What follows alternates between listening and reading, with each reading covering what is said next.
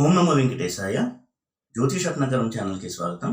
ఈ వీడియోలో ఒక జాతకంలో రాహు యొక్క ప్రాముఖ్యత ఏంటి, రాహు ఇచ్చేటువంటి ఫలితాలని ఎలా అర్థం చేసుకోవాలి, రాహువు పూర్తిగా మ్యాలిఫిక్ రిజల్ట్స్ ఇస్తాడా లేకపోతే బెనిఫిక్ రిజల్ట్స్ కూడా ఇస్తాడా, అంటే యోగవంతమైన ఫలితాలు ఇస్తాడా లేక కేవలం సమస్యాత్మకమైన ఫలితాలే ఇస్తాడా, రాహుని ఎలా అర్థం చేసుకోవాలి, ఇటువంటి విషయాల్ని డిస్కస్ చేద్దాము. ప్రధానంగా ఛాయాగ్రహాలైనటువంటి రాహుకేతువులు కొంత విలక్షణమైనటువంటి లక్షణాన్ని కలిగి ఉంటారు. వారు ఇచ్చేటువంటి ఫలితాలు కూడా విభిన్నంగా ఉండడం, అలాగే మిగతా గ్రహాలతో పోలిస్తే వీటికి కొంత ప్రత్యేకత అనేది కలిగి ఉంటుంది. రాహు విషయానికి వస్తే రాహుకేతువుల్లో రాహు తల, కేతు ముండం. కాబట్టి రాహు ఎప్పుడైతే ఒక స్థానంలో ఉంటాడో ఆ స్థానానికి సంబంధించినటువంటి రిజల్ట్స్ని పాజిటివ్ అలాగే నెగిటివ్ రెండు రకాలుగాను ప్రభావితం చేస్తాడు. అయితే రాహువు మహాదశ కనుక రన్ అవుతున్నట్టయితే సాధారణంగా ప్రతి వాళ్ళు కూడా ఎంతో కొంత జాగ్రత్తను పాటించడము అనేది చెప్పదగినటువంటి సూచన. ఎందుకంటే ఎంత యోగంలో ఉన్న రాహువు ఎంతో కొంత ఇబ్బందులు గురి చేయడం అనేది రాహు యొక్క లక్షణం. అయితే రాహు యొక్క ప్రాపర్టీస్, కారకత్వాలు కావచ్చు, లక్షణాలు కానీ చూసినట్టయితే రాహువు గ్రీడ్ అంటే ఆశ, దీన్ని సూచించేటువంటి గ్రహం. రాహువు లగ్నంలో, పంచమంలో, భాగ్యంలో, అలాగే లగ్నాధిపతితో, చంద్రుడితో ఇటువంటి కాంబినేషన్లో కనుక ఉన్నట్టయితే అటువంటి వ్యక్తులు తాము జీవితంలో ఎంతో ఉన్నత స్థానానికి చేరుకోవాలి, సమాజంలో పేరు ప్రఖ్యాతులు తెచ్చుకోవాలి, చాలా సంపన్నులుగా ఉండాలి, తమకంటూ పవర్ అథారిటీ కావాలి. ఈ పవర్ అథారిటీ అనేది చాలా ఎక్కువగా ఇష్టపడేటువంటి గ్రహం రాహువు. అందుకే రాహు బలంగా ఉన్నటువంటి వాళ్ళు రాజకీయ రంగంలో చాలా ఉన్నత స్థానానికి చేరుకుంటారు. అంటే వారికి పదవీ కాంక్ష కావచ్చు, ఒక పవర్ అథారిటీ, ఇవన్నీ కావాలి అనేటువంటి ఒక బలమైన కాంక్ష ఉండడము, ఆ విధంగా ఆ డైరెక్షన్లో వాళ్ళు కృషి చేయడము రెండు కూడా చేస్తారు. రాహు కనుక దానికి సంబంధించినటువంటి స్థానాల్లో, యోగాల్లో కనుక ఉన్నట్టయితే. అలాగే రాహువు మోసానికి సంబంధించినటువంటి ప్లానెట్. మోసపోవడము, మోసం చేయడము, ఈ రెండు కూడా రాహు ఇచ్చేటువంటి లక్షణాలు. అలాగే అప్పుల బాధతో జాతకుల్ని సతమతం చేయడం కూడా రాహు ఇచ్చేటువంటి రిజల్టే. అలాగే కొన్ని గ్రహాలతో కలిసినప్పుడు రాహు కొంత ఇబ్బందికరమైనటువంటి ఫలితాలను ఇస్తాడు. అలాగే కొన్ని గ్రహాలతో కలిసినప్పుడు రాహు మంచి ఫలితాలను ఇస్తాడు. అయితే రాహువుని ఎలా అర్థం చేసుకోవాలి అనేది ఏ గ్రహంతో కలిసి ఉన్నాడు, ఏ ఇంట్లో కలిసి ఉన్నాడు అనే దాన్ని బట్టి ఆధారపడి ఉంటుంది. సాధారణంగా రాహు మకరంలో, కుంభంలో, అలాగే వృషభంలో, మిథునంలో, కన్యలో ఈ రాశులలో ఉన్నప్పుడు ఎక్కువ పాజిటివ్ రిజల్ట్స్ ఇవ్వడానికి ట్రై చేస్తాడు. అయితే ఉపచయ స్థానాల్లో పాపగ్రహాలన్నీ సాధారణంగా మంచి ఫలితాలే ఇస్తాయి. అదే సూత్రం రాహు కూడా వర్తిస్తుంది. అంటే 3, 6, 10, 11 ఈ స్థానంలో రాహు ఉంటే ఎక్కువగా పాజిటివ్ రిజల్ట్స్ ఇస్తాడు. అయితే ఎంత పాజిటివ్ రిజల్ట్స్ ఇచ్చినా కానీ కొంత నెగిటివిటీ, కొంత ఇబ్బందులు, మోసానికి గురవడము ఇటువంటి ఛాయలు కూడా ఉంటాయి. అయితే రాహు 6th హౌస్లో ఉండడం అనేది రాహుకి అన్ని హౌసెస్లో కంటే కూడా బెస్ట్ ప్లేస్మెంట్. 6th హౌస్లో రాహు ఒక్కడు ఉండడం అనేది చాలా చాలా మేలు చేసేటువంటి ఒక ప్లేస్మెంట్. ఏ గ్రహంతోనూ కలవకుండా 6వ ఇంట కనుక రాహు ఉన్నట్టయితే అటువంటి రాహు శత్రువులు నిర్మూలన చేయడము, అంటే తన ప్రత్యర్థుల మీద విజయం సాధించడము. వారు క్రీడారంగంలో ఉండొచ్చు, లేదా ఎడ్యుకేషన్లో ఉండొచ్చు, ఎక్కడున్నా సరే రాహు 6th హౌస్లో ఉంటే కాంపిటీటర్స్ని ఓవర్కమ్ చేసి ఇతను నంబర్ 1 స్థానానికి చేరుకోవాలి అనుకుంటే ఒక తపన కలిగి ఉంటారు. చాలా మటుకు సక్సెస్ అవుతూ ఉంటారు. అలాగే రుణ బాధల నుంచి విముక్తి, రోగం నుంచి విముక్తి, ఇవన్నీ కూడా రాహు 6th హౌస్లో ఉండేపడానికి అవకాశం ఎక్కువగా ఉంటుంది. అందుకే రాహుకి 6th హౌస్ ప్లేస్మెంట్ అనేది చాలా చాలా అద్భుతమైనటువంటి, అత్యుత్తమమైనటువంటి ప్లేస్మెంట్గా చెప్పబడింది. అయితే 3, 10, 11 వీటిలో కూడా రాహు ఎక్కువ పాజిటివ్ రిజల్ట్స్ ఇచ్చేటువంటి హౌసెస్. అలాగే కోణ స్థానంలో రాహు చాలా మంచి రిజల్ట్స్ ఇస్తాడు. తర్వాత కేంద్ర స్థానాలు. రాహువు గురువుతో కలిసినప్పుడు రాహు యొక్క నెగిటివిటీ తగ్గి ఎక్కువగా పాజిటివ్ రిజల్ట్స్ ఇవ్వడానికి అవకాశం ఎక్కువగా ఉంటుంది. అలాగే శుక్రుడితో రాహు కలిసినప్పుడు కూడా శుక్రుడు ఇచ్చేటువంటి శుభ ఫలితాల్ని మరింత పెంపొందిస్తాడు రాహువు. కాబట్టి రాహు శుక్రుడితో కలిసి ఉండడం కూడా చాలా చాలా మంచి ప్లేస్మెంట్. అలాగే శుక్రుడు ఇంట్లో రాహువు, గురువు ఇంట్లో రాహువు, ఇవి చాలా చాలా మంచి ఫలితాలు ఇచ్చేటువంటి ప్లేస్మెంట్స్. అయితే రవిచంద్రులతో రాహు కలిసి ఉన్న, రవిచంద్రుల ఇంట్లో రాహు ఉన్న కొంత ప్రాబ్లమేటిక్ రిజల్ట్స్ అనేది రాహువు ఇస్తాడు జాతకుడికి. ఆ జాతకుడు అటువంటి ఫలితాన్ని కొంతవరకు ఎదుర్కొని వాటిని హ్యాండిల్ చేయాల్సి ఉంటుంది. ఇక రాహు యొక్క యోగవంతమైనటువంటి ఫలితాల విషయానికి కనుక వచ్చినట్టయితే, కోణస్థానంలో ఉన్నటువంటి రాహు చాలా మంచి ఫలితాన్ని ఇస్తాడు. ఉదాహరణకి 5th హౌస్లో కనుక రాహు ఉండి, 5th వాడు బలంగా ఉండి, బుధుడితో కలిసి ఉండి స్ట్రాంగ్గా కనుక ఉన్నట్టయితే స్పెక్యులేషన్ రంగంలో బాగా రాణించడము, విద్యలో చాలా మంచి మెరిట్ని సాధించడము, విదేశాల్లో చదువుకోవడానికి అవకాశం రావడము, హైయర్ ఎడ్యుకేషన్కి ఫారిన్కి వెళ్ళి చదువుకోవడము, ఇటువంటి చాలా చాలా మంచి రిజల్ట్స్ని రాహు అందిస్తాడు 5th హౌస్లో స్ట్రాంగ్గా ఉన్నట్టయితే. అదేవిధంగా మంత్ర సాధనకి రాహు యొక్క సహకారం చాలా చాలా అవసరం అవుతుంది ఏ జాతకుడికైనా కానీ. ఉదాహరణకి 5th హౌస్లో కనుక రాహు ఉండి, బుధుడు కూడా రాహుతో ఉండి, గురువు శుక్రుడు ఇటువంటి ప్లానెట్స్ కనుక రాహుకి తోడ్పాటుని కనుక అందిస్తూ ఉన్నట్టయితే అటువంటి జాతకుడు మంత్ర సాధన చేస్తూ మంత్రసిద్ధిని కూడా పొందడానికి అవకాశం కల్పిస్తాడు రాహు. కాబట్టి 5th హౌస్ రాహు అనేది చాలా చాలా మంచి ప్లేస్మెంట్. అదే రాహు కనుక నెగిటివ్గా ఉండి, ఉదాహరణకి కుజుడితో, శనితో, చంద్రుడితో, రవితో ఇటువంటి గ్రహాలతో రాహు 5th హౌస్లో ఉంటే లవ్ అఫేర్స్లో ప్రాబ్లమ్స్ రావడం కావచ్చు, లవ్ మ్యారేజ్లో ఇష్యూస్ రావడం కావచ్చు, లేదా సంతానపరమైనటువంటి సమస్యలను ఎదుర్కోవడం కావచ్చు, సంతానం లేకపోవడము, లేకపోతే కలిగిన సంతానం అనారోగ్యంతో ఉండడము, ఎప్పుడూ కూడా కాలికమైనటువంటి ఒక అనారోగ్య సమస్యతో సంతానం బాధపడుతూ ఉండడము, సంతానం అభివృద్ధిలోకి రాకపోవడము, ఇవన్నీ కూడా ఇచ్చేటువంటి అవకాశం ఉంటుంది.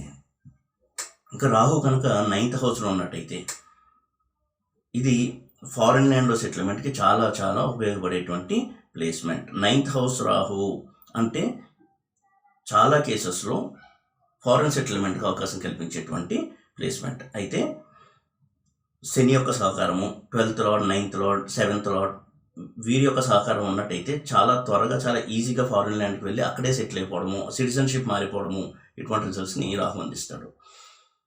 కాబట్టి 5th హౌస్, 9th హౌస్లో రాహు యొక్క ప్లేస్మెంట్ చాలా చాలా మంచి రిజల్ట్స్ ఇచ్చేటువంటి ప్లేస్మెంట్. అయితే రాహు ఇచ్చేటువంటి సమస్యలు కనుక చూసినట్టయితే, రాహువు ఎప్పుడైతే 6th lord, 8th lord, 12th లార్డ్తో కలిసి ఉంటాడో, లగ్నంలో కావచ్చు, పంచమంలో కావచ్చు, ఇటువంటి హౌసెస్లో Rahu 5th lord, 6th lord, 8th lord, 12th లార్డ్తో కనుక కలిసి ఉన్నట్టయితే వారికి కొంత మానసిక సమస్యలు ఇచ్చేటువంటి అవకాశం ఉంటుంది.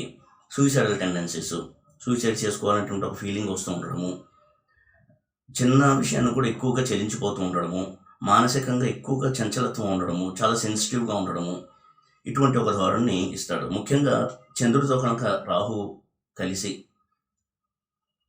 8th హౌస్, 12th హౌస్, అలాగే 8th లార్డ్, 12th లార్డ్, అలాగే 6th హౌస్, 6th లార్డ్ ఇటువంటి హౌసెస్లో లార్డ్స్తో కనుక ఉన్నట్టయితే వారికి మానసికంగా కొంత దౌర్బల్యము, అంటే వీక్ మైండ్, త్వరగా చెల్లించిపోవడం, చిన్న సమస్య వచ్చినా కానీ మానసికంగా ఎక్కువ ఆందోళన గురవ్వడము, ఇటువంటి ధోరణి ఎక్కువగా ఉంటుంది. అలాగే మూడ్ స్వింగ్స్ ఎక్కువగా ఉండడము, ఇటువంటి ఫలితాన్ని కలుగజేస్తాడు.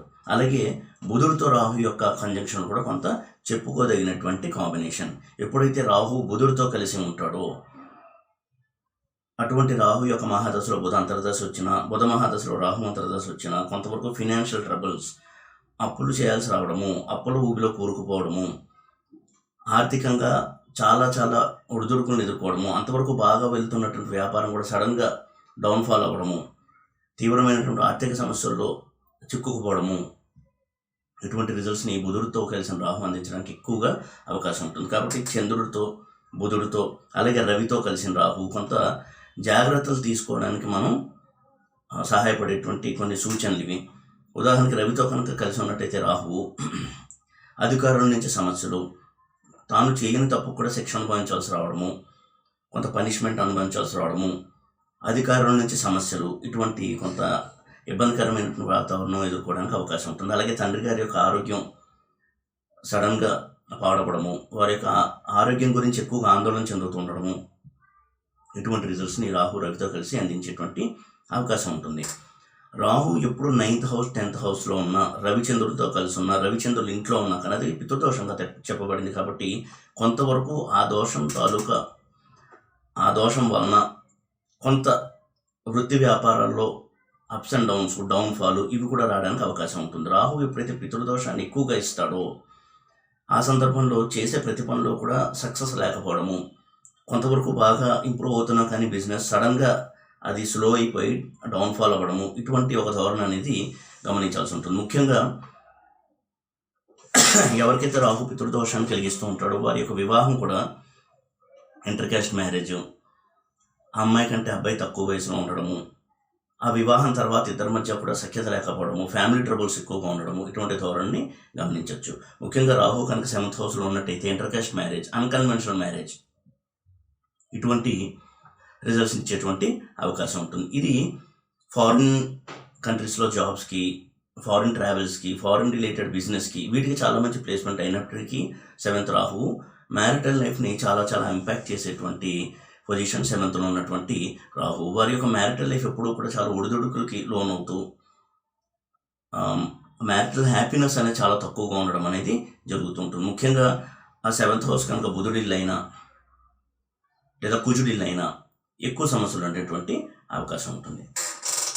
ఈ విధంగా రాహు ఇచ్చేటువంటి మంచి రిజల్ట్స్ని మనం స్టడీ చేయాల్సి ఉంటుంది. అలాగే రాహు ఇచ్చేటువంటి నెగిటివ్ ఇంపాక్ట్ ఏంటి అనేది కూడా మనం స్టడీ చేయాల్సి ఉంటుంది. ప్రధానంగా రాహువు, శని, కుజ ఈ ప్లానెట్స్తో కలిస్తే చాలా తీవ్ర సమస్యలు ఇచ్చేటువంటి అవకాశం ఉంటుంది. ఉదాహరణకి లగ్నంలో కుజరాహువులు, 7th హౌస్లో కుజరాహువులు, 4th హౌస్లో కుజరాహువులు లేదా 10th హౌస్లో కుజరాహువులు ఇటువంటివి ఉన్నప్పుడు వ్యక్తిగత జీవితంలో, అలాగే కెరియర్లో, జాబ్లో, బిజినెస్లో వీటిలో తీవ్రమైనటువంటి ఒడిదుడుకులు అనేది జాతకుడు ఎదుర్కొంటాడు. కుజ మహాదశ నడుస్తున్నా, రాహు మహాదశ నడుస్తున్నా, ఈ 2 మహాదశల్లో కూడా ఈ కుజరాహుల కలయిక వలన ఎక్కువగా వైలెంట్ ఇన్సిడెంట్స్, ఘర్షణ, చాలా తీవ్రమైనటువంటి ఘర్షణ వాతావరణం నెలకొనడము, తమ యొక్క కస్టమర్స్తో కావచ్చు, క్లయింట్స్తో కావచ్చు ఒక రకమైనటువంటి కాన్ఫ్లిక్ట్స్ వచ్చి ఘర్షణ వాతావరణం నెలకొనడము, వైలెంట్ ఇన్సిడెంట్స్ చోటు చేసుకోవడము, ఇటువంటి ధోరణిని గమనించవచ్చు. కాబట్టి కుజరాహుల కలయిక అనేది ఎప్పుడూ కూడా కొంత సంయమనం పాటించి రెమెడీస్ చేసుకుని జాగ్రత్తలు తీసుకోవాల్సినటువంటి కాంబినేషన్. అలాగే శని రాహుల కలయిక కూడా ఎక్కువగా సమస్యల్ని, అనవసరమైనటువంటి గొడవల్ని వీటిని తీసుకొచ్చేటువంటి ప్లేస్మెంట్గా చూడాల్సి ఉంటుంది. ముఖ్యంగా వృత్తికి సంబంధించిన స్థానాల్లో ఉన్న, లగ్నంలో 7th హౌస్లో ఉన్న ఇది చాలా ఎక్కువగా ఆ జాతకుడు ఆ ఫలితాన్ని ఎక్స్పీరియన్స్ చేస్తారు. కాబట్టి ఇది కూడా కొంత జాగ్రత్తగా పరిశీలించి రెమెడీస్ చేసుకోదగినటువంటి ప్లేస్మెంట్. గురువుతో కలిసిన రాహు ఎప్పుడు కూడా చాలా మంచి రిజల్ట్స్ ఇచ్చేయడానికి అవకాశం ఉంటుంది. అటువంటి వ్యక్తులు ఎక్కువగా ప్రాక్టికల్గా ఉండేటువంటి వ్యక్తులుగా ఉంటారు, హేతుబోధులుగా ఉంటారు. ప్రతిదానికి ఒక లాజిక్ అనేది వెతుకుతూ ప్రాక్టికల్గా ఉంటూ చాలా మంచి ఆదర్శ భావాలు కలిగి ఉండి వారు ఎక్కువగా దేవుణ్ణి విశ్వసించకపోయినా కానీ మానవతా విలువలకి పెద్దపీట వేసేటువంటి వ్యక్తులుగా ఉంటారు గురు రాహుల కలయిక ఉన్నటువంటి వ్యక్తులు. ఇది చాలా మంచి రిజల్ట్స్ ఇచ్చేటువంటి కాంబినేషన్గా మనం చూడాల్సి ఉంటుంది. అయితే కుజ, శని, రవి, చంద్ర ఈ గ్రహాలతో కొంత ప్రాబ్లమాటిక్ రిజల్ట్స్ ఇస్తాడు రాహు. అయితే శుక్రుడి విషయానికి వచ్చినప్పటికీ ఎప్పుడైతే శుక్రుడు రాహు ఇద్దరు కలిసి ఉంటారో, శుక్రుడు కనుక స్ట్రాంగ్గా ఉంటే, ఉదాహరణకు శుక్రుడు సొంత ఇంట్లో కోణస్థానం అయి ఉన్నట్టయితే 5th హౌస్లో శుక్రుడు రాహుతో, అలాగే 9th హౌస్లో శుక్రుడు రాహుతో ఇలా ఉన్నప్పుడు అటువంటి జాతకుడికి దైవభక్తి, మత విశ్వాసము చాలా ఎక్కువగా ఉండడము. అలా కాకుండా శుక్రుడు ఎప్పుడైతే 7th హౌస్లో రాహుతో ఉంటాడో లేదా దుస్థానంలో రాహుతో ఉంటాడో వారు ఎక్కువగా వ్యసనాలకు బానిస అవుతూ, ఉదాహరణకి 7th హౌస్లో శుక్ర రాహులు ఉన్నట్టయితే ఎక్కువగా వారు ఎక్స్ట్రా మ్యారిటల్ అఫైర్స్లో ఇన్వాల్వ్ అవ్వాల్సి రావడము, తమ ప్రమేయం లేకుండా అవతల వ్యక్తి నుంచి కొంత అటువంటి ఒక ప్రవర్తన ద్వారా వాళ్ళు ఇబ్బందులకి గురవ్వడము, ఇటువంటి చాలా మానసికంగా కలతరికి గురి చేసేటువంటి రిజల్ట్స్ ఇస్తారు శుక్ర రాహుల కలయిక 7th హౌస్లో. శుక్ర రాహులు ఎప్పుడైతే నెగిటివ్ కాంబినేషన్లో ఉంటారో, అంటే దుస్థానంలో శుక్ర రాహులు కావచ్చు, 7th శుక్ర రాహులు, 12th శుక్ర రాహులు ఇటువంటి హౌసెస్లో ఉన్నప్పుడు ఎక్కువగా వ్యసనాలు బానిస అవ్వడము, ఎంత డబ్బు వచ్చినా కానీ ఖర్చు పెట్టేస్తూ ఉండడము, జీవితంలో పెద్దగా సీరియస్నెస్ లేకుండా శుక్ర మహాదశ అంతా గడవడము లేదా రాహు మహాదశ అంతా గడవడం, ఈ విధమైనటువంటి ధోరణితో అతని యొక్క జీవితం సాగుతుంది. కాబట్టి శుక్రుడి విషయంలో కొంత అనలైజ్ చేసి ఎంతవరకు పాజిటివ్గా ఉంది లేదా ఎంతవరకు నెగిటివ్గా ఉంది అనేది తప్పకుండా ఒక ఐడియా తెచ్చుకోవడం అనేది ఆ జాతకుడికి వీలైనంత వరకు జాగ్రత్తలు పాటించడానికి అవకాశం కల్పిస్తే ఇటువంటి అనాలిసిస్. కాబట్టి శుక్రరాహుల కలయికని కొంత ప్రత్యేక దృష్టితో మనం అనలైజ్ చేయాల్సి ఉంటుంది. ఈ విధంగా రాహువు పాజిటివ్ నెగిటివ్ 2 రిజల్ట్స్ని ఇచ్చేటువంటి ప్లానెట్. అయితే రాహు ఎప్పుడు మంచి రిజల్ట్స్ ఇచ్చినా అందులో ఎంతో కొంత ఇబ్బంది, సఫరింగ్, పెయిన్ అనేది ఉండి తీరుతుంది. అది లేకుండా రాహు ఏ రిజల్ట్ కూడా ఇవ్వడు.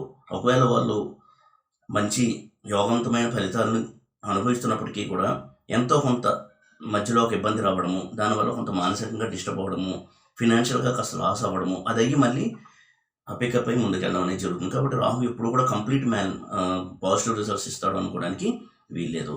ఎంత యోగవంతమైనటువంటి కాంబినేషన్లో ఉన్నా, ఎంత శుభగ్రహాలతో కలిసి ఉన్నా కొంత ఇబ్బందికి మాత్రం రాహు గురి చేస్తాడు జాతకుడిని. కాబట్టి రాహు యొక్క మహాదశ నడుస్తున్నప్పుడు వీలైనంత తరో